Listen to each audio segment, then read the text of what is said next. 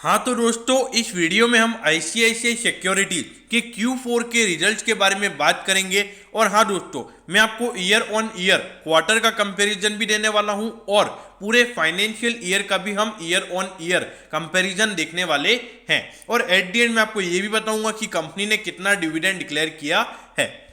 तो देखिए, सबसे पहले आपको नीचे डिविडेंड तो दिख ही गया होगा। जो भी यहाँ पे शेयर होल्डर्स हैं, यहाँ पे 13.5 रुपीज का डिविडेंड यहाँ पर कंपनी ने डिक्लेयर किया है। मतलब अगर आपके पास 10 शेयर हैं तो आपको 135 रुपीज का डिविडेंड मिलेगा। तो देखिए, सबसे पहले अगर हम क्वार्टर ऑन क्वार्टर अगर हम बात करें, देखिए क्वार्टर ऑन क्वार्टर यानी कि जो पिछला अक्टूबर से दिसंबर वाला क्वार्टर था, तो उससे यहाँ पर हम कंपैरिजन कर रहे हैं जनवरी से मार्च वाले परफॉर्मेंस को। तो वहां पर इसका जो टोटल रेवेन्यू है वो 19.2% बढ़कर हो गया है 739.34 करोड़, जो कि देखा जाए बहुत ही अच्छा रेवेन्यू ग्रोथ हमको यहाँ पर देखने को मिला है अगर हम पिछले क्वार्टर से कंपेयर करें तो।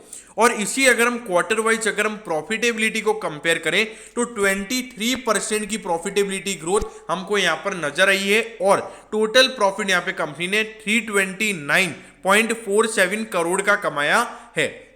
तो देखिए, बहुत ही अच्छा परफॉर्मेंस है क्योंकि पिछले क्वार्टर से यहाँ पे 23% कंपनी का प्रॉफिट बढ़ा है। अब देखिए, अगर डबल डिजिट ग्रोथ कंपनी के अंदर है तो सीधी बात है कि जो कंपनी के क्लाइंट्स हैं वो अच्छे खासे बड़े हैं। और देखिए, जो सिक्योरिटीज कंपनी मतलब जितनी भी ब्रोकिंग फर्म्स हैं उनके रिजल्ट वैसे भी इतने एक्सपेक्टेड थे।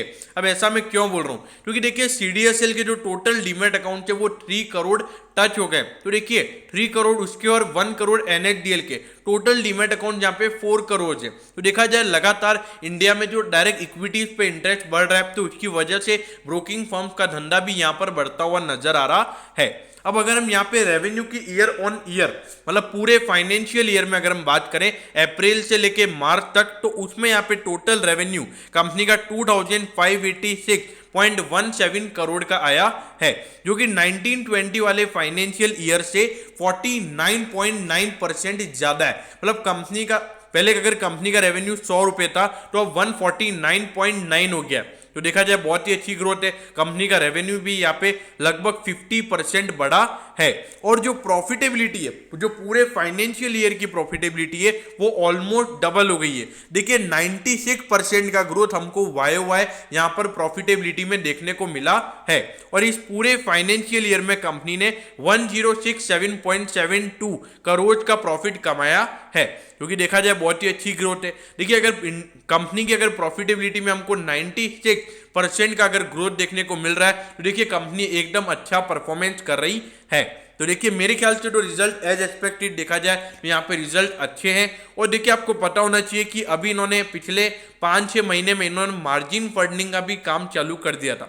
देखिए, मैं इंट्राडे वाली मार्जिन फंडिंग की बात नहीं कर रहा हूँ, मैं जो डिलीवरी के लिए लोगों को जो मार्जिन दिया जाता है मैं उस मार्जिन की बात कर रहा हूँ। मतलब आप मार्जिन पे डिलीवरी पे यहाँ पे आईसीआईसीआई सिक्योरिटीज के थ्रू शेयर खरीद सकते हो। मतलब आपको 1 साल के अंदर उसका पेमेंट करना होता है, तो उसके लिए यहाँ पर इनको अच्छा खासा इंटरेस्ट भी मिल जाता है। और आपको ऐसा लग रहा होगा कि अगर कोई बंदा पैसा नहीं देगा, तो देखिए अगर कोई बंदा पैसा नहीं भी देगा तो उस बंदे के शेयर आईसीआईसीआई सिक्योरिटीज के डीमैट अकाउंट में ही पड़े होंगे, तो वो फिर आईसीआईसीआई सिक्योरिटीज उन शेयर्स को बेच के उन पैसों को वसूल कर लेता है। तो इसीलिए यहाँ पर इनका मार्जिन फंडिंग की वजह से इनके रेवेन्यू में और अच्छा ग्रोथ देखने को भी मिला है, क्योंकि उनको उसके ऊपर इंटरेस्ट भी मिलता है और अच्छा खासा इंटरेस्ट उस अमाउंट पे उनको मिलता है। अब यहाँ पर अगर देखोगे आप तो एक अच्छी मार्केट कैप अगर देखी जाए तो आने वाले समय में मेरे ख्याल से आराम से 30-40 हजार करोड़ की हो सकती है, क्योंकि ब्रोकिंग इंडस्ट्री लगातार बढ़ती जा रही है। देखिए 13,681.90 करोड़ का यहाँ पे मार्केट कैप है। और अगर आप देखोगे इंडस्ट्री के पी के मुकाबले यहाँ पर आपको आधे से भी मतलब कम दाम में मिल रहा है। अगर इसका हम आधा करेंगे तो 19 निकल कर आता है और ये आपको 15.30 के प्राइस टू अर्निंग रेशियो पर ही मिल रहा है। अब देखिए अभी इसके अंदर जो इसकी अर्निंग्स में हमको 23% का ग्रोथ आया है, तो वो देखने के बाद तो इसका प्राइस टू अर्निंग रेशियो 13 का ही निकल कर आता है, क्योंकि देखा जाए वैल्यूएशन पॉइंट ऑफ व्यू से कुछ कॉस्टली नहीं है, एक अच्छे वैल्यूएशन पर ये शेयर अभी आपको मिल रहा है। लेकिन अगर हम प्राइस टू बुक रेशियो की बात करें तो वो यहाँ पे 11.31 टाइम्स है, जो कि थोड़ा सा यहाँ पे प्राइस टू बुक के कंपैरिजन में देखा जाए तो थोड़ा सा शेयर यहाँ पर कॉस्टली है। अब उसके बाद अगर हम इसकी डिलीवरेबल देखें पिछले ट्रेडिंग सेशन की, जो कि कल था, उसमें हमको 51.40% 50% के डिलीवरेबल देखने को मिले हैं। एक अच्छी खासी डिलीवरी है, तो देखा जाए एक अच्छे खासे लॉन्ग टर्म के लिए यहाँ पे शेयर को उठाया जा रहा है। अब देखिए डिविडेंड यील्ड यहाँ पे इसकी अच्छी है, 2.59% का डिविडेंड यील्ड है। और देखिए ग्रोथ स्टॉक भी है, मतलब हर साल देखा जाए 25 से 30% का कैपिटल एप्रिसिएशन देखने को मिल रहा है इसमें कुछ समय से। और देखिए उसके बावजूद अगर यहाँ पे 2.5% का डिविडेंड यील्ड है, मेरे ख्याल से शेयर होल्डर्स के लिए बेहतर स्टॉक है। अब देखिए अगर देखोगे तो पिछले 2 साल से धंधे में आपको यहाँ पे दिक्कतें देखने को मिल गई थी, रेवेन्यू गिर गया था, लेकिन इस बार देखिए अच्छी खासी धंधे में रिकवरी आ गई है। 49% का रेवेन्यू ग्रोथ हमको यहाँ पे देखने को मिला है। और जो प्रॉफिटेबिलिटी पहले 540 करोड़ थी वो अब सीधा 1000 करोड़ से ज्यादा हो गई है। और प्रॉफिटेबिलिटी ऑलमोस्ट 96% की ग्रोथ हमको प्रॉफिटेबिलिटी में देखने को मिली है। जो 2 साल से कॉन्स्टेंट परफॉर्मेंस था वहां से यहाँ पे कंपनी की जो ग्रोथ है वो पॉजिटिव होने लग गई है।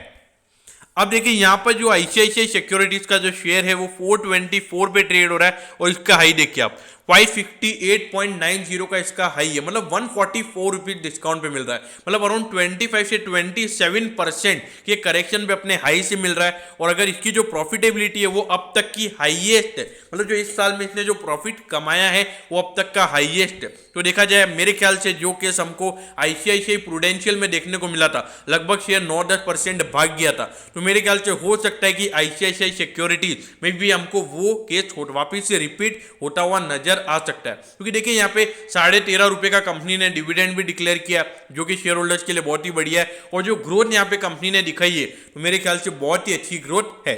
लेकिन देखिए एक जो इश्यूज यहाँ पर इसके लिए बने हुए हैं वो है इसके कंपटीटर। देखिए आपको पता होना चाहिए कि ये रेवेन्यू यहाँ पर क्यों कम हुआ है, क्योंकि देखिए मार्केट में जो कंपटीशन है वो बहुत ज्यादा यहाँ पर बढ़ता हुआ नजर आ रहा है। देखिए जो टॉप 3 ब्रोकिंग फर्म्स हैं, जो इसमें फर्स्ट है जरोदा, सेकंड पे अपटॉक्स और थर्ड पे एंजल ब्रोकिंग है, तो ये इन 3 की वजह से जो डिस्काउंट ब्रोकर्स का यहाँ पे जो मेन मार्केट शेयर हमको बढ़ता हुआ नजर आ रहा है, तो जिससे फुल सर्विस ब्रोकर्स को थोड़ा सा इश्यू हुआ है। लेकिन देखिए ये लोग भी कुछ ना कुछ नए नए तरीके से ऑफर्स लेकर आ रहे हैं। और लोगों को आपको पता होना चाहिए कि फुल सर्विस ब्रोकर्स पर ज्यादा भरोसा होता है, तो इसीलिए देखा जाए तो लॉन्ग टर्म पर्सपेक्टिव से एक तरीके से देखा जाए तो मैं रिकमेंड नहीं करूंगा। लेकिन हाँ शॉर्ट टर्म के लिए जरूर कहूंगा। मेरे ख्याल से इस साल के एंड में आपको आराम से यहाँ पे 600 रुपीज का यहाँ पे इस शेयर का प्राइस होता हुआ नजर आ जाएगा। तो अगर आप इस साल होल्ड कर सकते हो तो मेरे ख्याल से 600 रुपीज के टारगेट से आप इस शेयर को बाय कर सकते हो। लॉन्ग टर्म के लिए मैं बिल्कुल भी रिकमेंड नहीं करूंगा, क्योंकि इस सेक्टर के अंदर इतना कॉम्पिटिशन है कि रोज एक नई नई ब्रोकिंग फर्म आ रही है। इतने सारे आप देखोगे मतलब इतनी सारी कंपनीज है ब्रोकिंग फर्म्स में कि एक तरीके से देखा जाए बहुत हद से ज्यादा कंपटीशन इस सेक्टर में मुझे नजर आता है। तो लॉन्ग टर्म के लिए मैं बिल्कुल भी रिकमेंड नहीं करूंगा। तो दोस्तों मैं होप करूंगा कि आपको इसके Q4 के रिजल्ट के बारे में सब कुछ पता चल गया होगा। अगर आपकी कोई भी क्वेरीज हैं तो आप कमेंट सेक्शन में कमेंट कर सकते हो, मैं जरूर आपके कमेंट पर रिप्लाई करूंगा। तो दोस्तों अगर आपको वीडियो अच्छी लगी हो तो वीडियो को लाइक कर दीजिएगा और रोज इसी तरीके की अपडेट पाने के लिए चैनल को सब्सक्राइब करना ना भूलें। Okay, thank you, have a nice day.